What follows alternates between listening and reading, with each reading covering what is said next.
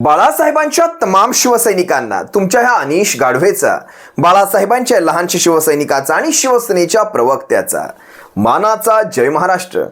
शिवसैनिकांनो, आज एक आनंदाची बातमी आहे आणि विशेष करून ही आनंदाची बातमी ठाण्यामधून आहे.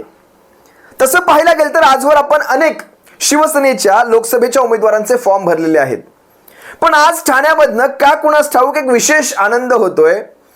ठाण्यामध्ये ज्या रॅलीमध्ये मी स्वतः सहभागी होतो, ज्या फॉर्म भरण्याच्या रॅलीमध्ये, अर्ज नामांकन दाखल करण्याच्या रॅलीमध्ये मी स्वतः सहभागी होतो, ती रॅली होती ठाण्याचे निष्ठावान खासदार, विद्यमान खासदार राजनजी विचारे साहेबांची. लक्षात घ्या शिवसैनिकांनो, ज्या शिवसेनेच्या बाबतीत गद्दारीची सुरुवात, या घाणेरड्या बंडाची सुरुवात, या गद्दारीची सुरुवात ज्या ठाण्यातनं झाली, त्या ठाण्यामध्ये शिवसेनेच्या पाठीशी जे निष्ठावंत उभे राहिले, अनेक निष्ठावंत, मी प्रत्येक शिवसैनिकाला निष्ठावंत म्हणतो. प्रत्येक शिवसैनिक हा तितकाच महत्वाचा, जितके आमचे खासदार महत्वाचे तितका प्रत्येक शिवसैनिक महत्वाचा, प्रत्येक पदाधिकारी महत्वाचा. कारण आज या ठाणे जिल्ह्यामध्ये शिवसेनेच्या पाठीशी उभं राहणं हा देखील एक गुन्हा मानला जातो. मी ओरिजिनल शिवसेनेचा इथे उल्लेख करतो, इथे गटातटांचा, टोळ्यांचा याचा उल्लेख करणारच नाही. हे सारे नामर्द आहेत. लक्षात घ्या, ह्या शिवसेनेच्या पाठीशी जे जे पदाधिकारी उभे राहिले त्या सर्वांना सर्वप्रथम एक मानाचा जय महाराष्ट्र नक्कीच बनतो. आणि आज ज्या मी विजयी रॅली म्हणून ह्या रॅलीचं संबोधन करेल, ह्या विजयी रॅलीला आज ठाण्यामध्ये ज्यावेळेस सुरुवात झाली, म्हणजे आज फक्त नामांकन अर्ज दाखल करायचा होता, पण का कुणास ठाऊक मला 4 जूनची ह्या रॅलीमध्ये झलक आली. न भूतो न भविष्यती अशी अफाट गर्दी.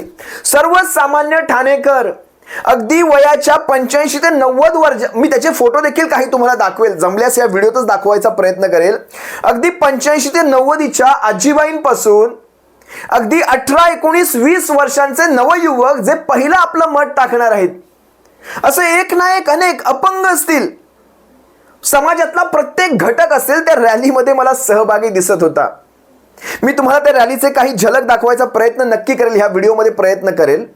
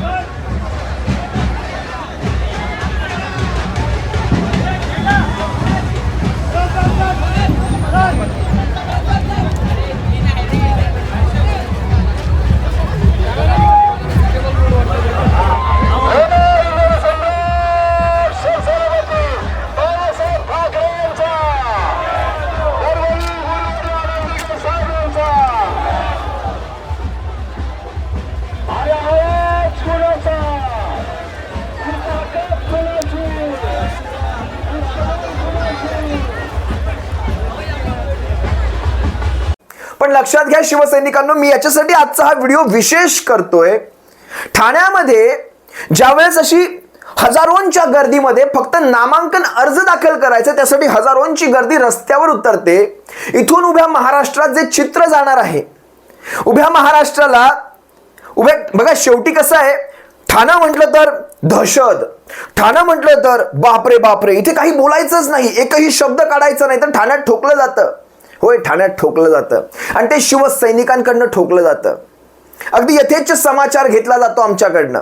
जर आमच्या बाबतीत, बरं आम्ही वैचारिक म्हणतो बरं का, आम्ही कुठेही मनगटी लढायांचा उल्लेख करत नाही, पण लक्षात घ्या, यथेच्छ ठोकणं म्हणजे काय, आमच्यावर कुठलाही आरोप जर करत असतील आणि बिनबुडाचा, ज्याला काही आगापिच्छा नाही असा आरोप करत असतील, आम्ही ठोकतोच, बरोबर ठोकतो. आपल्या शिवसेना एक वादळच्या माध्यमातून कित्येकदा ठोकलंय. आणि ह्या ठोकण्याची यांना चांगलीच धडकी भरलेली आहे. लक्षात घ्या शिवसैनिकांनो, आपल्या ठोकण्याची तर भरलेलीच आहे, पण ठाण्याचे जे आपले उमेदवार आहेत राजनजी विचारे साहेब, त्यांच्या नावाचीच एवढी काही धडकी भरलेली आहे शिवसैनिकांनो, की अजून देखील ठाण्याच्या खासदारांच्या विरोधात उभं राहिला यांच्याकडे कॅन्डिडेट मिळत नाहीये. एकही उमेदवार उभं राहायचं नाव घेत नाहीये. यांच्या नावांची जंत्री फार मोठी आहे. म्हणजे कोणीतरी ते ओवळ्याचे कुठले तरी प्रताप म्हणून आहेत सरनाईक, यांची नावं घेतली तरी दिवस खराब जातो शिवसैनिकांना. नावं घेतली तरी, म्हणून यांची नावं घ्यायची इच्छा होत नाही. कोण तो मस्के नावाचा, कोण तो संजीव नाईक कमळीचा. संजय केळकरांविषयी मला थोडासा आदर आहे, का ते नंतर मी तुम्हाला काहीतरी सांगेल. ठाण्याचे भारतीय जनता पक्षाचे एक आमदार आहेत संजय केळकर. आपल्या स्पष्ट वक्तेपणासाठी ते अतिशय प्रसिद्ध आहेत. त्यांच्याविषयी एक उल्लिसा आदर आहे. उल्लिसा बोलतात ना, उल्लिसा एक आदर आहे त्यांच्याविषयी. पण लक्षात घ्या शिवसैनिकांनो, ह्या सगळ्यांची नावं आता हे सगळे जे आहेत, मी जसं नरेश मस्के सांगितलं, संजीव नाईक सांगितलं, प्रताप सरनाईक सांगितलं, रवींद्र फाटक सांगितलं, काल परवापर्यंत एका बाईचं देखील नाव येत होतं चर्चेमध्ये. तिचं नाव घेऊन तर तिला अजिबात मोठी करायची नाही. यांच्याकडे उमेदवार नाही आणि ह्यांना फक्त चर्चेत राहायचंय. टेलिव्हिजनवर आमची नावं चमकली म्हणजे आम्हाला ते अर्धा किलोचं मांस जरा आमच्या अंगावर जास्त चिटकतं, अर्धा किलो वजन वाढतं आमचं, फक्त टेलिव्हिजनवर नाव. पण खऱ्या अर्थाने लढाईला उतरायचं असेल तर एकही मायचा लाल तयार नाही. कारण ह्यांना माहिती असं काही हवाळा मिळणार आहे. 7.5 लाखांचं मागचं मतदान आहे ह्यांचं. यांचा जर मागचा आणि 2014चा ॲव्हरेज काढला तर ह्यांचं 6.5 लाखचं सरासरी मतदान आहे. आणि यावेळेस निष्ठावानाच्या मागे जो लाखोंचा क्राऊड, लाखोंचा शिवसैनिक, लाखोंचा सर्वसामान्य नागरिक ठाणेकर जो उभा राहील तो ह्यांना 11 लाखाच्या पुढे घेऊन जाईल. मग आमच्या 1-1.5 लाखाच्या तुंतुने आम्ही वाजवायच्या कुणासमोर. आणि हा पराभव पत्करून आपल्या विधानसभेच्या जी काही नावं ॲटलिस्ट चर्चेमध्ये येतील तोपर्यंत गट टिकला तर, त्या गटाला तिथून जर कात्री लावून टाकली लोकसभेनंतरच तर माहित नाही. कारण लोकसभा 4 जून रोजी यांचा मुकुट उतरवला जाणार आहे.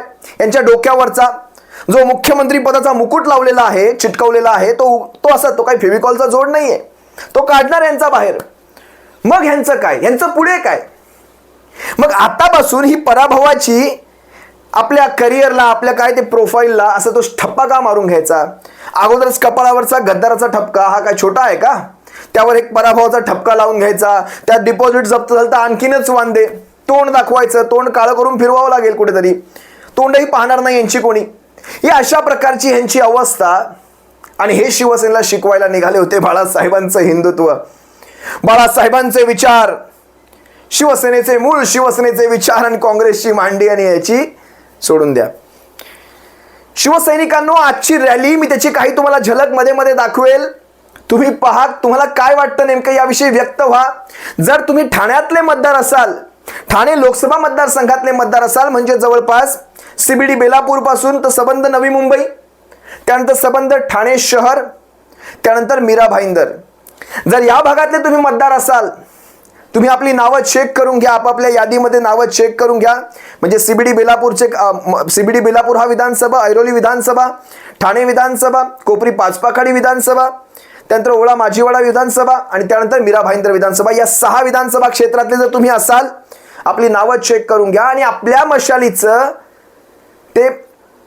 मशालीची तुम्हाला ताकद वाढवायची आहे शिवसैनिकांनो. जर शिवसैनिक नसाल, सर्वसामान्य ना कुठल्याही पक्षाचे कार्यकर्ते असाल, पण यावेळेस तुमचं जे मत असणार आहे ते अतिशय महत्वाचं असणार आहे. कारण ही लढाई खरं तर शिवसेनेची किंवा राष्ट्रवादी काँग्रेस पक्ष किंवा इतर महाविकास आघाडीच्या पक्षांची नाही. ही लढाई खऱ्या अर्थाने या देशाचं संविधान वाचवण्याची आहे. आणि त्यासाठी तुम्हा सर्वांचं योगदान, तुम्हा सर्वांची ती मदत अपेक्षित आहे. आणि तुम्ही सर्वजण शिवसेनेच्या पाठीशी राहाल, या महाविकास आघाडीच्या पाठीशी राहाल अशी एक माफक अपेक्षा करतो. आजची ही ठाण्याची रॅली या गद्दारांच्या काळजामध्ये धडकी भरवणारी असेल. रात्रभर असेही झोपत नाहीत म्हणतात, काहींना झोपू दिलं जात नाही, मला माहित नाही. पण आजची ही रॅली पाहिल्यानंतर यांच्या काळजात असे काही अनुभव फुटतील, यांना पुढचा महिनाभर झोप लागणार नाही. मला वाटत नाही, कदाचित ठाण्याची खासदारकी बिनविरोध देखील होऊ शकते बरं, यांचा कॅन्डिडेट देखील येणार नाही. कोण स्वतःचा राजकीय बळी देईल इथे पाहूयात. कोण कोणाचा राजकीय बळी देऊन घेण्यासाठी इथे उभा राहतोय. तुर्तास तुम्हा सर्वांची रजा घेतो. सप्रेम जय महाराष्ट्र बाळासाहेबांच्या शिवसैनिकांनो. काळजी घ्या. जय महाराष्ट्र.